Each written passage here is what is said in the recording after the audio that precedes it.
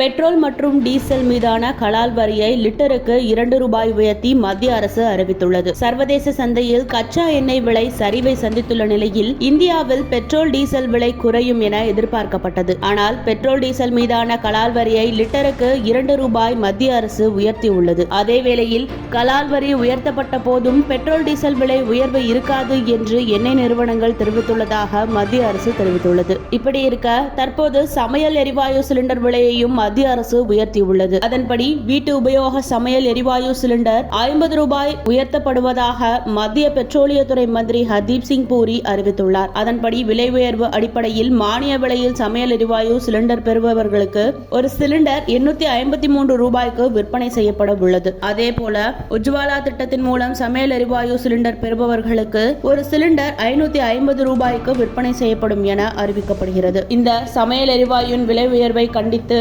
தமிழ்நாடு முதலமைச்சர் மு க ஸ்டாலின் தனது கண்டனங்களை எக்ஸ் தளத்தில் தெரிவித்திருந்தார். அதில் அவர் குறிப்பிட்டதாவது, நாட்டு மக்களின் வீடுகளில் அடுப்பு எரிய வேண்டுமா அல்லது அவர்களது வயிறு எரிய வேண்டுமா?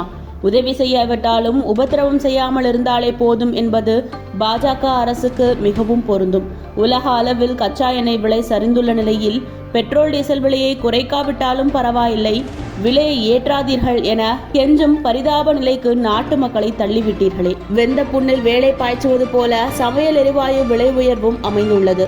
மக்களே அடாவடியாக விலையை உயர்த்திவிட்டு தேர்தல் நெருங்கும் நேரத்தில் மட்டும் அதில் சிறு பகுதியை குறைத்து நாடகமாடுவது பாஜகவின் வழக்கமாகிவிட்டது.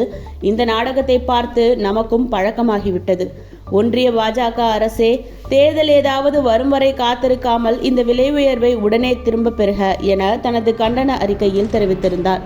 அதேபோல தமிழக காங்கிரஸ் கமிட்டியின் தலைவரான செல்வ பெருந்தகை மத்தியில் பாஜக ஆட்சிக்கு வந்த 2014ஆம் ஆண்டு முதல் வீட்டு உபயோக கேஸ் சிலிண்டர் விலை 410 இருந்து தொடர்ந்து உயர்ந்து கொண்டே போய் தற்போது 820 ரூபாய் என்ற அளவில் உயர்ந்துள்ளது.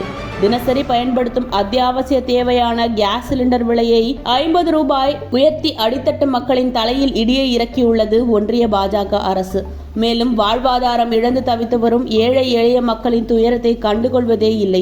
நாடு முழுவதும் வேலையில்லா திண்டாட்டம், அத்தியாவசிய பொருட்களின் விலை உயர்வு கடுமையாக இருக்கும் சூழலில் கேஸ் சிலிண்டர் விலையையும் ஒன்றிய பாஜக அரசு உயர்த்தியுள்ளதை வன்மையாக கண்டிக்கிறேன். இந்த விலை உயர்வை திரும்ப பெற வேண்டும் என தனது கண்டன அறிக்கையில் தெரிவித்திருந்தார்.